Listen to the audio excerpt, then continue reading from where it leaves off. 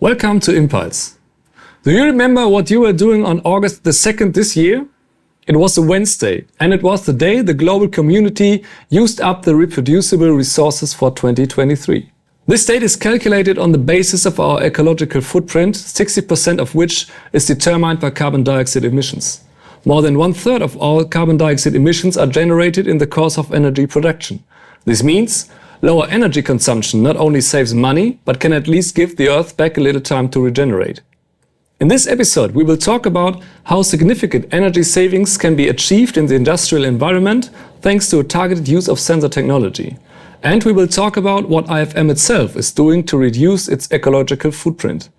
And for that, I would now like to welcome the person who is responsible for sustainability at IFM here in our studio. Welcome, Andreas Thürer. Thanks for being here today. Thank you. Pleasure to be here.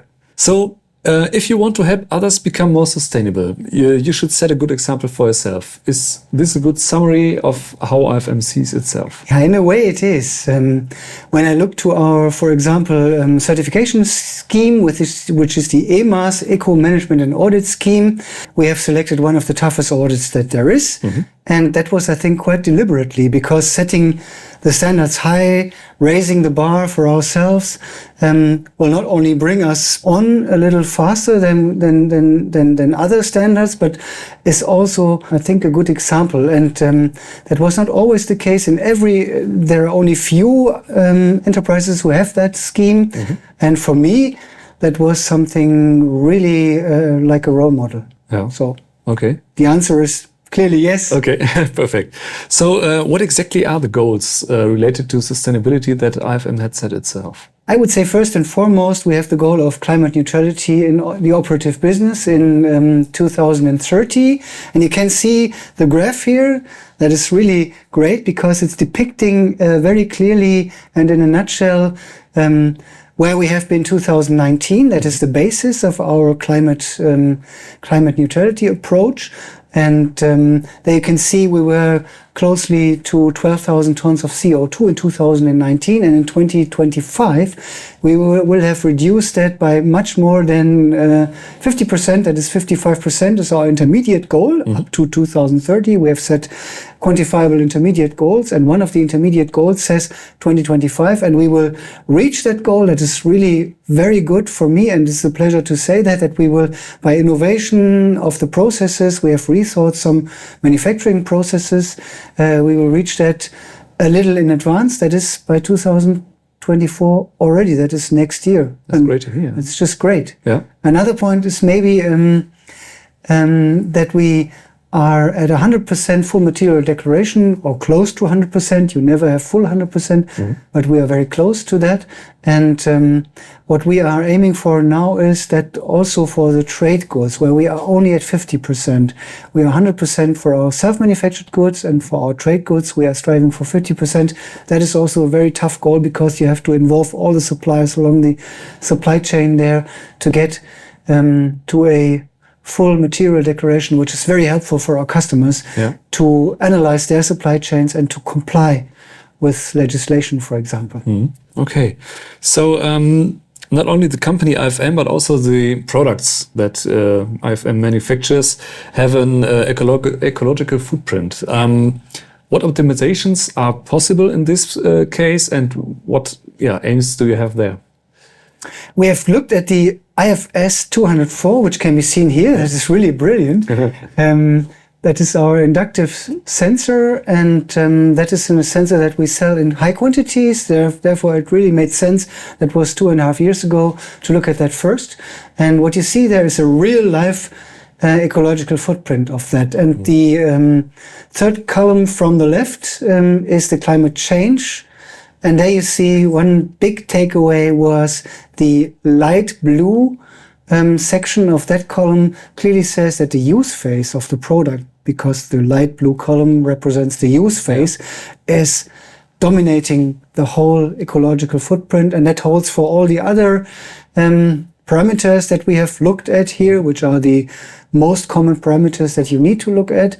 And in a nutshell, we have learned a lot by that, not only in respect of the use phase, but also, for example, the lower bottom dark darker blue section as raw materials, and the orange section is the manufacturing phase.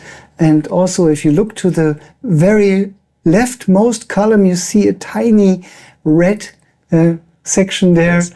And that is due to transport. I would not have suggested that the transport would be this low. Yeah. So if we see the use phase has the biggest impact of the related to the emissions, what kind of actions can you take from this? How can you improve or reduce the impact of the use phase? Can you give us some examples, maybe? Yeah, that is a great question, because we cannot do much about the energy mix in the country, so we have no real influence on that. So what we can do, of course, is reduce that energy consumption. And what we have also learned with respect to the use phase is look at the product and focus on the product in a strategic perspective. When you make your roadmap for the product, look at those products who are, let's say, energy intensive. For example, calorimetric flow sensors. They are heated and therefore they have some intrinsic energy consumption. And looking at the use phase, we learned that it makes sense to look at those sensors first, for example. Okay, perfect. So coming back to the life cycle analysis, what advantages does this analysis have for IFM itself, but also for the customers?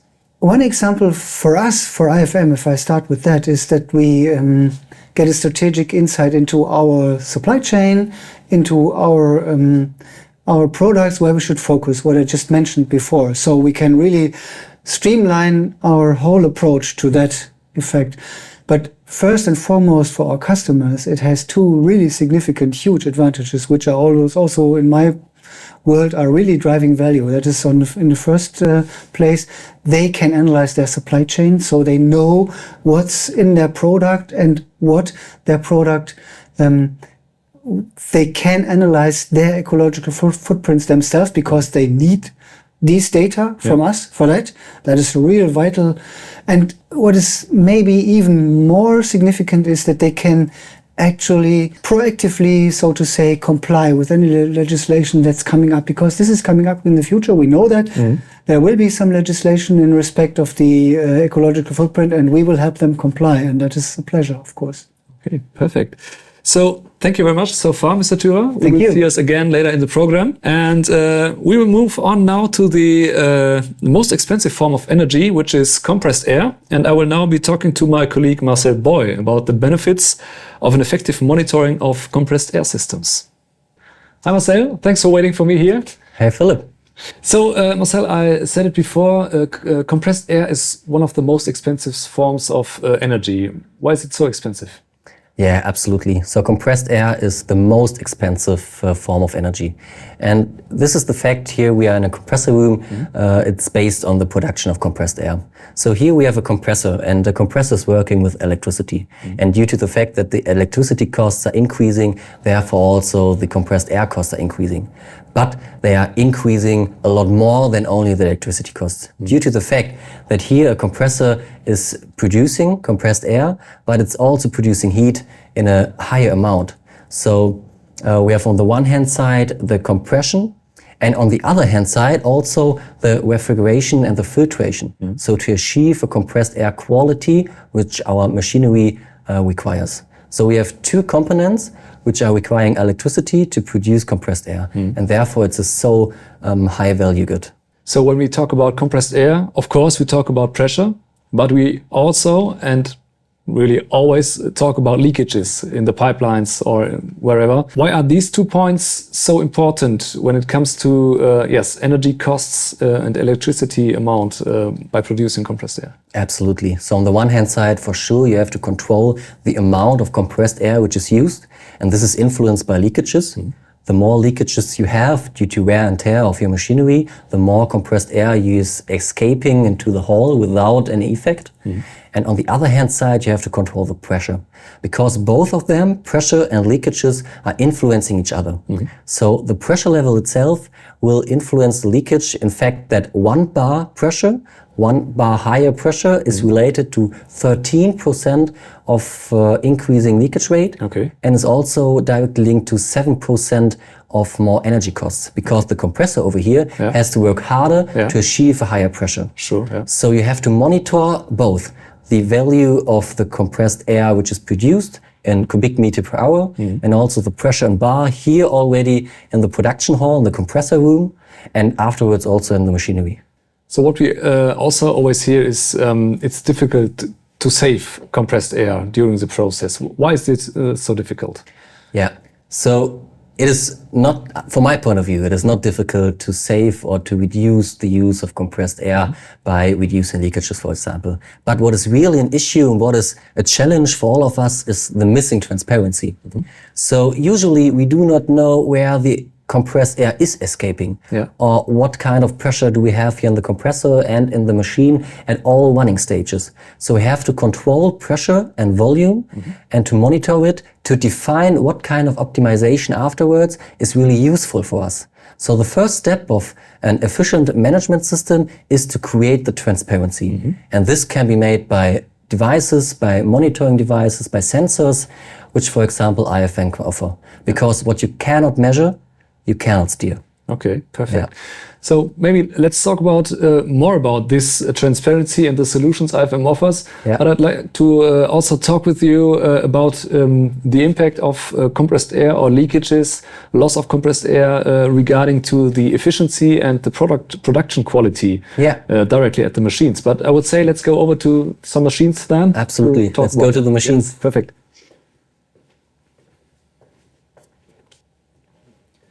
So Marcel, we're here at some machine tools and we talked about pressure and leakages. How do these 2 points impact the efficiency and the quality of the production process and of course of the produced products? Yeah, we're here in the machine tool in our production hall. Yeah. And for sure our machines are used to produce goods in an efficiency and in a high quality as well. And here pressure and as well leakages have an impact on the efficiency of the machine and also on the quality of the end product. For example, our machine tool here is working with 6 bar. Yeah. And if we are underneath the 6 bar, you will lose efficiency of the machine itself and also cannot guarantee the quality due to the fact that actuators are moving slower, or for example, a flashing nozzle has not the power to flash out all the chips out of the machine tool center. Yeah. So that is really important to define this limit, which is required by the machine.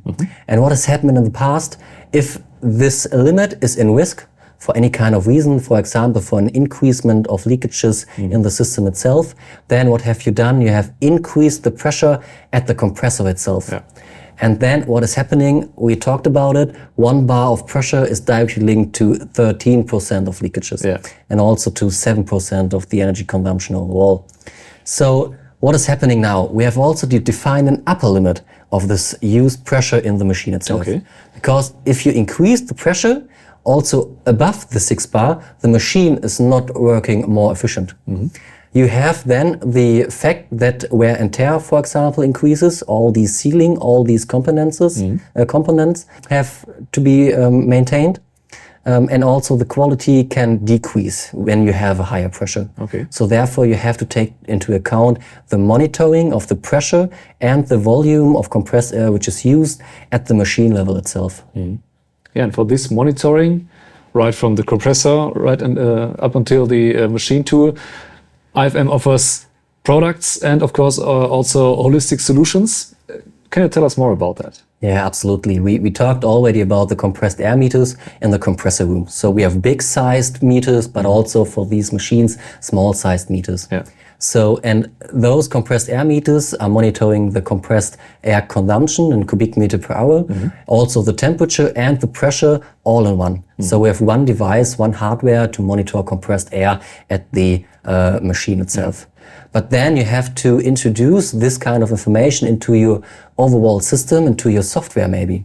And therefore you have to guarantee a connectivity. So IFM offers here the IO-Link system, which is really easy to install and reduce the wiring costs. And also the software over here, what we can see on the screen like Moneo. Yeah. Because you have to take into account that you have a lot of machines and a lot of information, and you want to achieve the goal that you can observe key figures. For example, the efficiency of the compressor or the efficiency of the machine over here. And then you monitor a change in your system. For example, the increasement of losses, of leakages, and then you have to act. Then you have to start the maintenance, then you have to guide your team that they go to the right machine to solve these issues. Yeah. And this can be offered by IFM from the hardware itself, through the connectivity, to the software in an overall system, but also only part of it, right? Yeah, all right. This is the situation today. What about the future? What plans do you have? Yeah, we are still developing devices in any kind of directions. For example, we have also developed flow sensor for the water treatment based on an ultrasonic system without any obstacles inside the pipe. So our devices are already designed to have a minimum impact of the system itself, that our devices do not produce a pressure drop by itself, right? So we want to avoid that. And what we are also facing is not only the hardware development, but also, like you know, wireless is a huge topic. Yes. And for example, in the energy management system, a device which is located underneath the hall, for example, or far away from your infrastructure, there you can use wireless systems pretty well. And also here, when we have a look in Moneo, it is our goal to make it as easy as possible to use it and to simplify the management system overall. Marcel, thanks for taking the time today. Thanks for sharing the information. It was a pleasure. So we will now see in a short film how the Harting company keeps an eye on energy requirements of its production facilities with the help of sensors. See for yourself. Die Harting Technologiegruppe ist ein weltweit führender Hersteller von Industrieverbindungstechnik. Wir sind ca. 6.500 Mitarbeitenden weltweit. Unsere Hauptziele ist das Erreichen des Reifegrads der Datentransparenz, die wir auch im größten Teil jetzt schon erreicht haben. Wir haben ca. 300 Maschinen in der Produktion, die wir quasi jetzt angebunden haben. Die Daten sind da. Jetzt haben wir noch eine Truppe, die sich mit diesen Daten beschäftigt, unsere Datenanalysten. Das andere ist natürlich, wir wollen zu den Produkten alle Informationen aufzeigen, dass wir sagen können, dass das Produkt jetzt wirklich an Energie gekostet. Wir tracen diese Informationen und wollen das auch langfristig dem Kunden mitgeben, dass wir quasi den CO2-Footprint auf den Artikel bzw. auf das Produkt haben. Zum Thema Qualität, wir haben natürlich von Seiten Harting aus hohe Ansprüche, dass wir nur hochqualitative Produkte zum Kunden liefern und dementsprechend werden diese über verschiedene Merkmale kontrolliert, durch Kamerasysteme, durch externe Sensoren, wie zum Beispiel auch die von IFM. Dementsprechend können wir schon ableiten, ist das Produkt in Ordnung oder nicht. Das heißt, der Mehrwert besteht wirklich darin, dass ich aus diesem Sensor erheblich mehr Informationen bekomme. Und das ist halt mittlerweile essentiell in dem, was wir tun. Ohne Information keine Digitalisierung. Das Thema Retrofit der Maschinen spielt für uns eine sehr große Rolle. Wir haben einen sehr diversen, heterogenen Maschinenpark, wo es verschiedene Hersteller gibt, verschiedenste Schnittstellen, die wir jetzt als Abteilung der OT probieren einzubinden, die Daten abzugreifen und eben auch zusätzliche Sensorik zu verbauen. Als Beispiel eben Sensorik nachrüsten, zum Beispiel für die Durchflussmessung, fürs Kühlwasser, damit wir eben diese ganzen Erfahrungen und Messwerte eben aufnehmen können, wo dann eben auch zum Beispiel IFM ein großer Bestandteil unserer Arbeit ist mit den IO-Link-Mastern und natürlich auch der ganzen Sensorik. Energieeffizienz ist dann natürlich ein wichtiges Stichwort für uns, um unsere Produktion auch zu optimieren. Die Druckluft an sich ist eine der teuersten oder die teuerste Energieform hier für uns in der Industrie. Deswegen ist es für uns auch besonders wichtig, diese zu tracken. Die Zusammenarbeit ist für mich bisher nur positiv ausgefallen.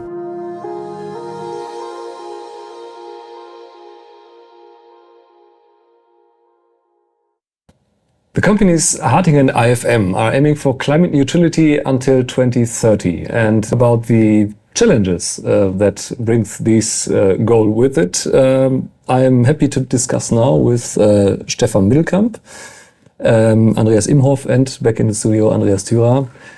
Welcome and thanks for joining us today. Thank you. In the last 11 years, Harting has reduced its carbon footprint in Germany by 92%, from 19,550 tons to only 1,500 tons per year.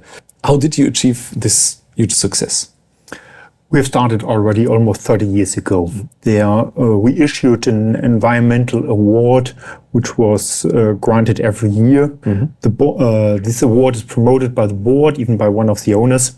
Therefore, we created a huge awareness for the topic. This led to the activation of a lot of people during decentral activities and improving the performance already quite early.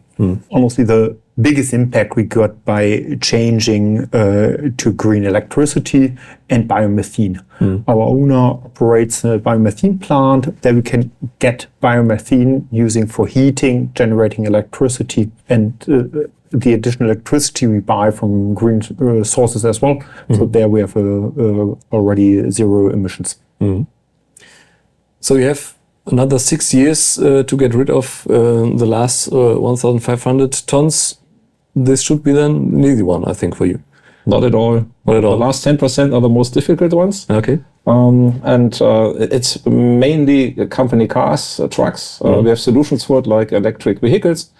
Moreover, we are just debating the situation in Germany, and our focus is on the whole world. Okay. And there we do have a long way to go to reach our target. So the global aspect is also the aim of IFM, global neutrality until 2030.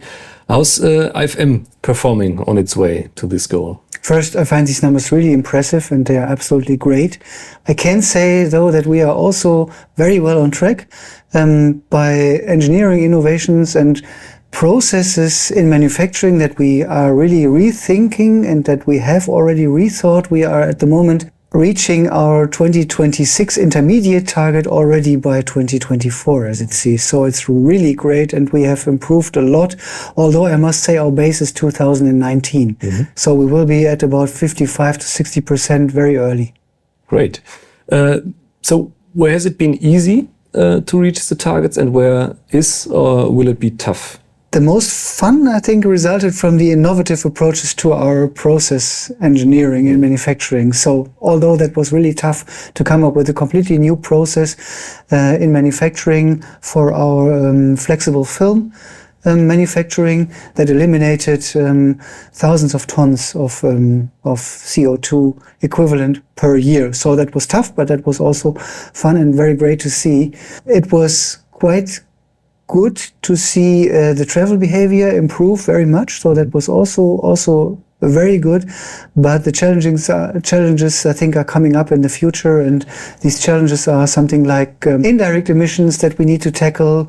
But we also have solutions for that. So I'm really looking forward also to the tougher side of climate neutrality. Okay.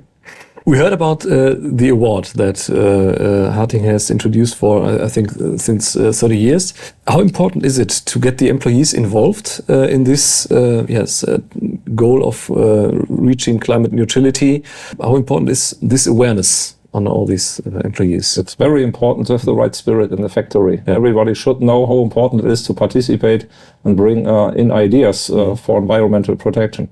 Good examples are our engineering guys reduced the injection molding energy usage by more than 30% using new cooling technologies, new dyes, new tooling concepts, and it's more about to come. And we celebrated when we reached such a tough goal. Yeah. We celebrated, and that's the spirit you need. And we are all happy and we achieve it. And that's the important thing. And everybody should feel how good it is to do something about it. Yeah. At the end, you have to integrate climate requirements or environmental requirements in all processes. So like here starting in communication, but we can introduce it in finance as well, in the production process and facility management, of course. And because we are talking about so different sources of emissions, therefore you have to activate the people, and therefore it's crucial to involve everyone. So we've learned in the video that Harting also relies on digitalization solutions to keep a close eye on the consumption of every plant. What role would you generally describe or ascribe to digitalization in the pursuit of climate neutrality? It's actually the basis for what we do. And the Espelkamp component factories, we have more than 300 machines equipped with the edge computing device, collecting, processing data from the machine, the production data. And from January next year on, all those 300 machines will continuously measure the energy usage, electricity, compressed air, cooling water as well as gas. It will be displayed on the screen, so the operators see the energy use per part, and then we start the competition. Hey, the last time we needed a little bit less or more, what can we change in our process? That number goes down, and we see it in real time. And I'm really looking forward to that innovative step. So we completely rely on digitalization also for energy usage. Yeah, and then come back to the involvement of the employees who track the data, who see the data, and can optimize the plants. Exactly. Yeah. So the industry's share of total energy consumption in Germany is around 45%. At the same time, energy efficiency is increasingly named as one main competitive advantage. Wouldn't it be better to work together as industry to get more energy efficient and fight the real competition than on maybe on product quality? I like competition because competition leads to very good solutions, typically. Nevertheless, sharing the knowledge with other companies, it's also very, very important to be faster. And correlative systems are faster than when you do it on your own. I think the boundaries are important, and the boundaries we are looking at within Germany, it's one thing, and when we look at the other countries around the world, there it's a complete different story. The energy prices there are completely different, and we compete against much cheaper energy prices, so against companies that don't have to take care that much about energy usage, and are maybe economically wise more competitive then. This is something the politicians should be really carefully focusing on. When it comes to the topic of networks, to talk about efficiency, energy efficiency, what would you say is it important to be in such networks to exchange knowledge about energy efficiency? I think it helps a lot. So we have the different associations where we are networking and working together, exchanging best practices, especially on the process side and production side. I think this works very well. On the product side, you're very soon getting into the involvement of compliance. But on the process side, we observe a great willingness to share the knowledge and as well to work together there to create common standards, to create a common understanding how one should address these things. And if we want to give data from one factor, from one customer to the other, or from the customer to the client, we need to have the same understanding and a common data model and agreement on this. Yeah, if I may add there, we have a network of climate neutral enterprises, and we are also getting a lot of information there. And one aspect is absolutely crucial for me, that is exchanging views and striving together for standardization in this respect, because there's so many standards that are really lacking. For example, when we talk about the carbon footprint or the ecological footprint of a product, there is no real comprehensive standard available yet, and we're pushing that forward in these associations and collaborations in a very efficient manner. So that's very helpful for us. Will the customers of Harting also benefit from your high knowledge of digitalization and in digitizing your plants? Will you offer this high level of digitalization also to your customers? Our customers are visiting our plants regularly. They're invited. We share our ideas. We share our solutions. And actually, most customers are asking for it. And we are really willing to share. And I think it's a win-win for both sides. And some customers also allow us to go in their factories. And so also there, the first collaboration starts, of course. Okay. And it's a good thing. And I think it's an important thing. So everyone is ready and willing to use digitalization for more efficient production, would you say? Absolutely. And moreover, we started introducing the digital twin via the asset administration shell. So there we provide, together with our products, data, how the product was produced, how the product was tested, and as well, starting now introducing product carbon footprint there as well. So how much CO2 package does the product have, and there the customer profits as well. And as the more data we gather during production, the more accurate these data is. Maybe one more aspect, if I may, there's also this issue of material compliance, for example. And it's so good for the customers that we have 100%, almost 100% self-manufactured products which are completely covered by our full material declaration. And the customers will need that in order to be compliant to certain regulations. So that is really one important aspect. And I also see it the same way as you just mentioned. We are receiving a lot of approval and also alignment in mindset from our customers. That is absolutely worth notice. Yeah. What are the major challenges to reach the targets of climate neutrality in 2030? So for us, the international setup is one of the major challenges. We have the success story in Germany, and we have to copy it or try to copy it in the international plants. But you find completely different circumstances there. Technical ones or legal ones. And there you have to find individual solution for each plant. More or less making the same step we did in Germany in the next years internationally. And the second big point is bringing it down to the product. Like how do we assign the carbon emissions or equivalent emissions and other emissions to the product, and thereby incorporating the whole value chain of the product, including our suppliers and transports and the whole network we have, production network internally as well. Also for us, this is a really big challenge, these so-called Scope 3 emissions, which are indirect emissions, and that says it all, which you can't control. So how do you control your supply chain to deliver climate neutral, completely CO2 free or offsetted products? So that will be one of the biggest challenge. There are some technical challenges coming up, like for example, will there be a hydrogen infrastructure available that is affordable? And this will be very, very interesting to see in the future, but I'm quite optimistic that in the future we will have a lot more than we can now think of. For example, there will also be, and I'm convinced of this, we will be able even to be climate or CO2 negative. Yeah. All right. So thank you all for discussing with me. It was really interesting. Thank you. Thank you for being with us today. And we've reached the end of this episode. I thank you all for watching us. I hope you will be with us next time again. And until then, take care, stay healthy, and bye.